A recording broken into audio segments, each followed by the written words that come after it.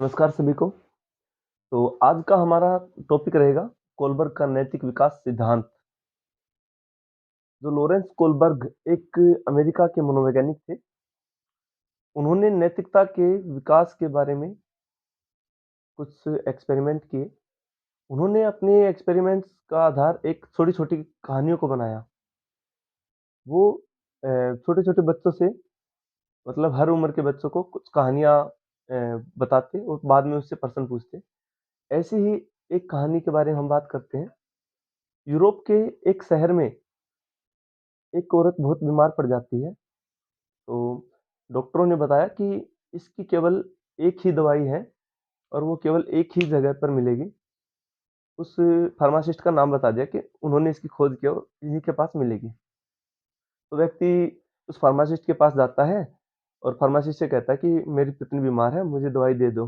Pharmacist ने कहा कि इसके इतने पैसे लगेंगे। तो उस व्यक्ति के पास पैसे नहीं थे। तो उस व्यक्ति ने कहा कि मैं तेरे पैसे बाद में चुका दूँगा, आप मुझे दे दो, अभी मेरी पत्नी को इस दवाई की बहुत ज़रूरत है। तो उस फार्मासिस्ट ने वो दवाई देने से मना कर दिया। व्यक्ति वापस आता है, अपने दोस्तों, रिश्तेदारों से कुछ पैसे-वैसे इकट्ठा करके लेके जाता है। तो वो बोलता है कि अब दे दो मुझे दवाई। वो जितनी कीमत उसने फार्मासिस्ट ने बताई थी, उससे आधे पैसे ही थे। बार-बार आग्रह करने के बाद भी उसने दवाई नहीं दी। तो अब वो व्यक्ति, हिंद नाम था उस व्यक्ति का, हिंद वापिस घर आता है और उसने सोचा कि मैं इसकी दुकान को तोड़कर मतलब रात को चोरी करके इस दवाई को लेके जाऊँगा और उसने ऐसे ही किया। तो अब वहाँ पे 2 बातें उठती हैं, क्या लो हिंद ने सही किया या गलत किया? तो यहाँ पे प्रश्न उठता है कि हिंद ने सही किया। हाँ, उसने सही किया क्योंकि उसकी पत्नी को उस दवाई की ज़रूरत थी। उसने गलत इसलिए किया क्योंकि अब उसे पुलिस पकड़ लेगी। चोरी की है, एक सामाजिक रूल को तोड़ा है, तो अब उसको दंड मिलेगा। तो यहाँ पे 2 चीज़ डेवलप हुई। अब क्या है वो 2 चीज़ें, उनके बारे में करते हैं।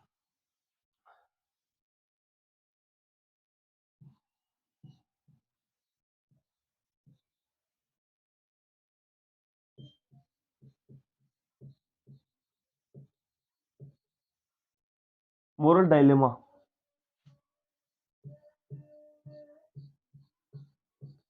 नैतिक दुविधा।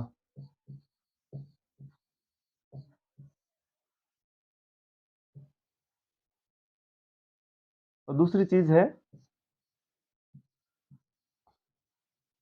मोरल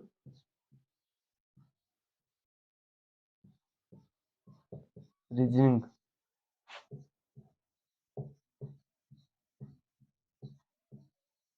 नैतिक तर्कना।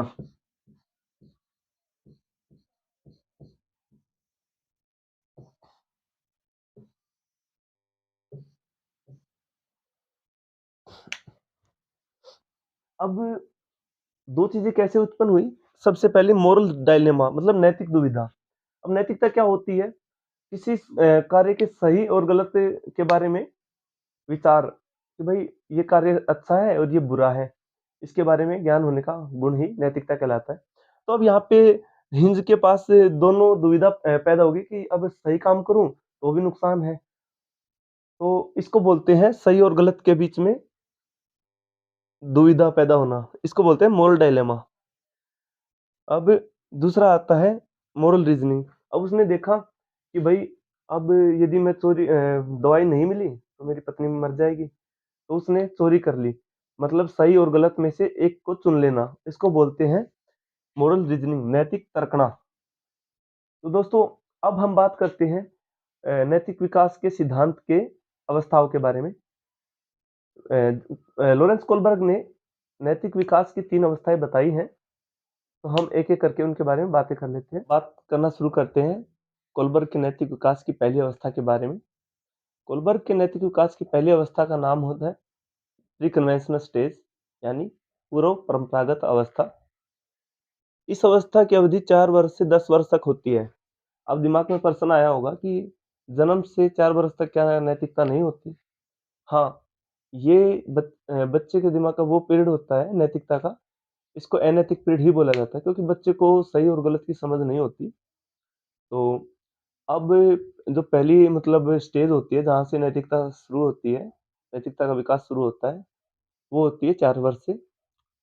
और इसमें भी हर स्टेज पे भी 3 जो स्टेज बताई हैं, उनमें भी 2-2 अवस्थाएँ हैं, 2-2 स्टेज और हैं, ठीक है? सब स्टेज बोलते हैं।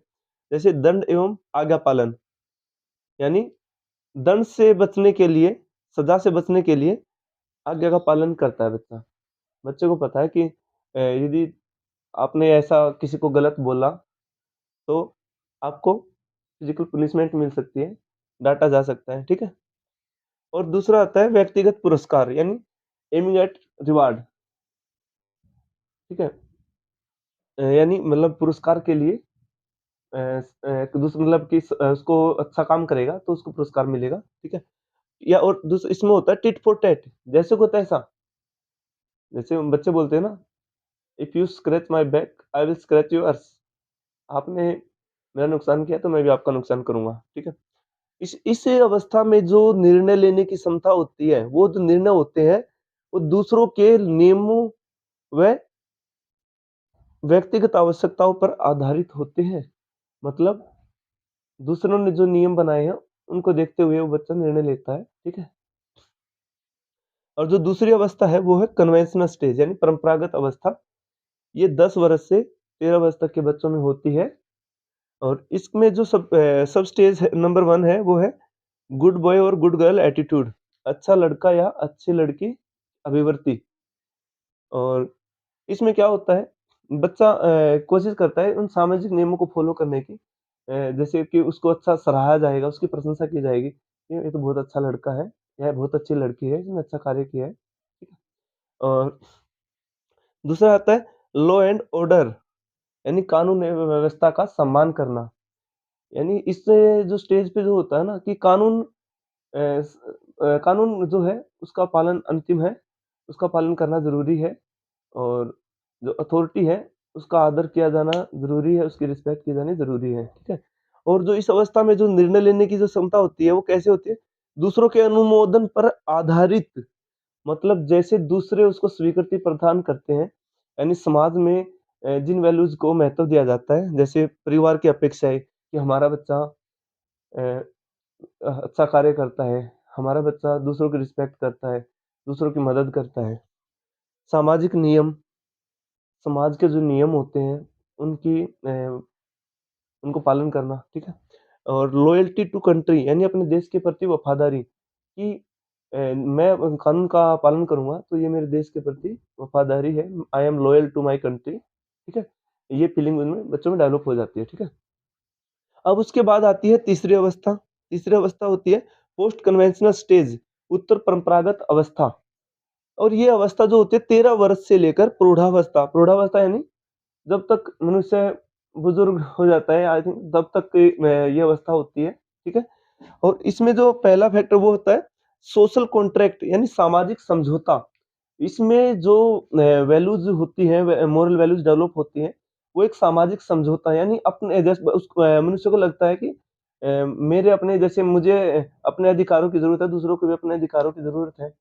मतलब मुझे दूसरों के अधिकारों में हस्तक्षेप नहीं करना चाहिए, उनको नुकसान नहीं पहुँचाना चाहिए। मतलब ये एक उसके अंदर से अपना आइडियलिज़्म डेवलप होता है, ठीक है? और जो फाइनल स्टेज है लास्ट वाली है वो है यूनिवर्सल लॉ ऑफ मोरालिटी यानी सार्वभौमिक नैतिक नियम का मतलब है जैसे मतलब अपने विवेक के आधार पर वो फैसले करता है, निर्णय लेता है कि नहीं मुझे ये काम नहीं करना चाहिए, मुझे उसको नुकसान नहीं पहुँचाना चाहिए। यदि मैं ये काम करूँगा तो किसी को नुकसान हो सकता है। अ, मतलब नैतिकता इस लेवल पे आ जाती है, मान लिया कहीं आप बाइक लेके जा रहे हैं और रास्ते में कोई अ, पत्थर या ईंट या कोई काँटे पड़े हैं, तो उसको अपने व्हीकल को रोककर बाइक को रोककर उसको हटाएँगे कि ताकि किसी को नुकसान ना हो। ये मतलब एक विवेक पर आधारित होता है, स्वयं के विवेक के आधारित, ठीक है? विवेक पर आधारित। और इस अवस्था में जो निर्णय लेने की जो पावर होती है यानी जो मोरलिटी डेवलप होती है, वो होती है निर्णय स्वेच्छा से मतलब खुद की इच्छा से, विवेक के आधार पर, अपने खुद के विवेक के आधार पर लेता है निर्णय और moral values at high level इस अवस्था में जो मोरल वैल्यूज़ होती हैं, वो हाई लेवल पर होती हैं। वो बंदा एथिक्स की बात करने लग जाता है। मतलब हर वैल्यू को सोच के चलता है। तो ये जो नैतिक विकास की अवस्थाएँ हैं, ये कोलबर्ग ने बताई थी और एग्ज़ाम में भी यहाँ से 1-2 प्रश्न पूछे ही जाते हैं।